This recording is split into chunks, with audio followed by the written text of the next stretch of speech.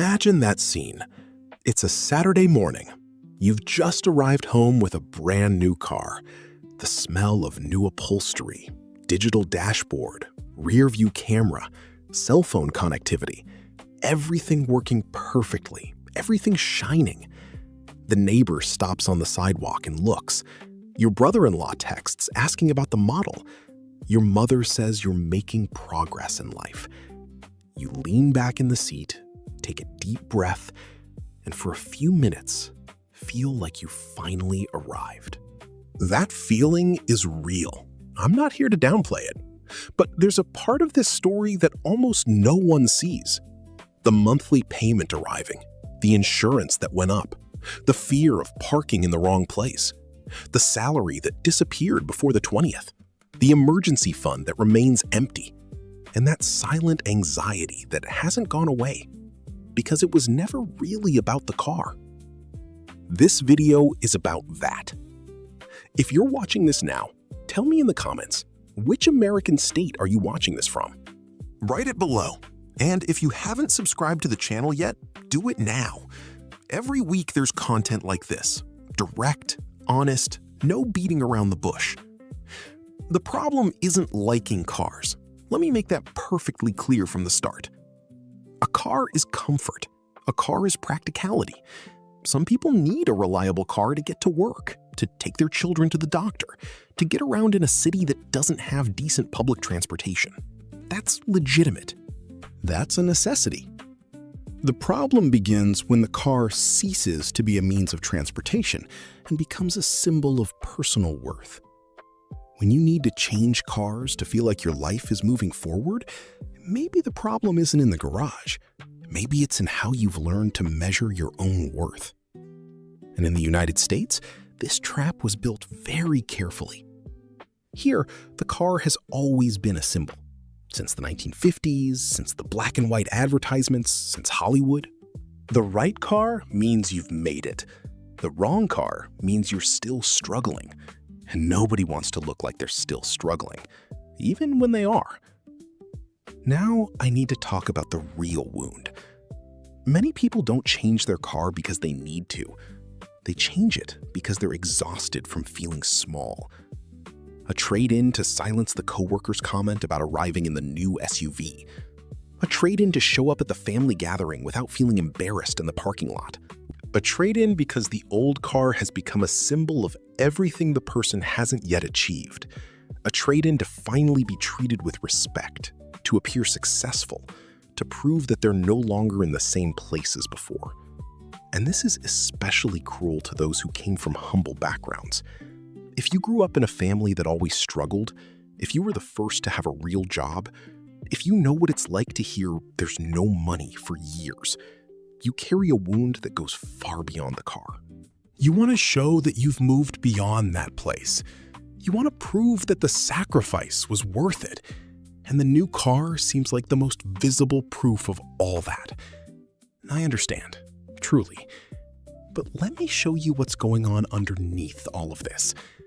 There is a psychological mechanism that the industry knows very well. When you buy something new, your brain releases dopamine. It's a chemical sensation of reward, real, instant pleasure. For a few weeks, you feel more confident. You get in your car and feel like your life is in order. Then, the car turns normal. This is what psychologists call hedonic adaptation. The novelty wears off, the pleasure fades, but the element remains. And the mind begins to search for the next symbol of progress, the next upgrade, the next proof that you are evolving. This is not weakness. This is social comparison, a deep human instinct that has been turned into a product. You're not buying a car.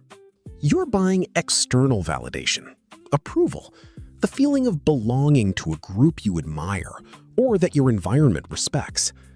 The problem is that this feeling has an expiration date, and there's no funding. Let's talk about numbers now, because this is the psychology of money, and money is concrete. When you change cars every 2, 3, 4 years, you're not just changing vehicles, you're restarting a financial prison. New car purchased from reserve. New financing with high interest rates, and in the United States with current rates, that hurts a lot. More expensive insurance because the car is newer and more valuable. Higher taxes, out-of-warranty maintenance as soon as the cycle begins again, and depreciation.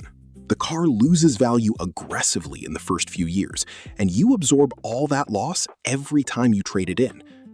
But what really kills isn't just the money that goes out, it's the money that never comes in. Every time you restart this cycle, you are choosing not to have an emergency fund, not to have money invested, not to have the freedom to refuse a bad job because you can't even last 2 months without that payment, not to have the leeway to say no. A new car doesn't just steal your money, it steals your options. Let me be direct now, respectfully, but directly. You say you want financial freedom. You talk about independence, breaking free from the cycle, building something real.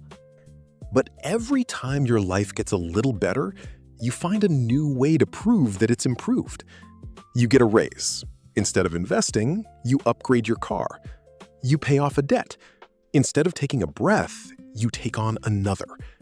You say you're saving for the future, but the down payment on your next car always comes first. This has a name. It's called lifestyle inflation. And in the United States, it's a silent epidemic among the working class and the middle class that has finally begun to breathe, and which immediately finds a new way to suffocate. You're not building wealth, you're building the appearance of wealth. And there is a huge difference between the two things. If you enjoyed this content, please like it now. It helps the channel grow and ensures more people see it. And comment below, have you ever recognized yourself in this cycle? Write honestly. Now I need to talk about who built this trap, because I don't want you to leave here blaming yourself. The blame isn't solely yours. American banks know exactly what they're doing when they approve car financing in minutes with 0 down payment for people who barely have credit. They're not helping you, they're selling you a chain with monthly payments. Car manufacturers launch new models every year, not because the old cars stopped working. They launch them because they need you to feel like you've been left behind.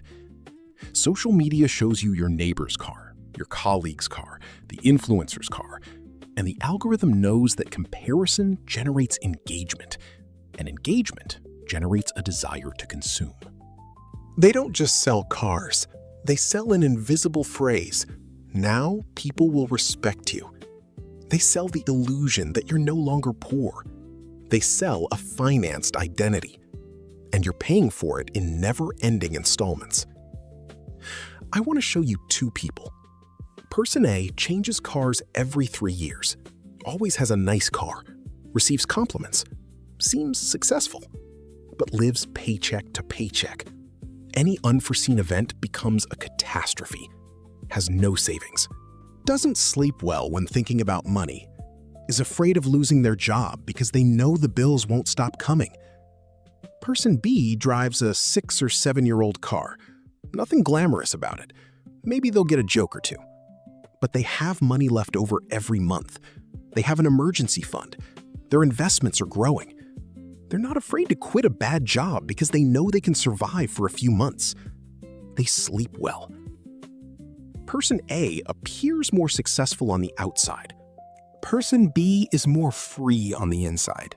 And true freedom doesn't appear on Instagram, but it appears in the quality of your sleep, in your ability to say no, in your absence of fear. I want to leave you with a simple rule. Call for the rule of peace before status. Before changing cars or making any major status purchase, ask yourself these questions. Is my emergency fund complete? Will this installment reduce my freedom? Would I buy this car if absolutely no one could see it? Am I buying transportation or am I buying approval? Does this car improve my real life or just my image? Could I sleep peacefully if I lost part of my income tomorrow? If any of these answers bothered you, you already know what's going on. I want to make one thing very clear before I finish. Wanting a better car isn't wrong. Wanting comfort isn't wrong. Working hard and wanting to enjoy the results isn't wrong. What's wrong is buying an identity you can't yet sustain. It's sacrificing peace to appear good. It's calling something that binds you an achievement. It's financing the opinions of others while your own life becomes increasingly congested. If you're in this cycle right now, there's a way out. Wait longer.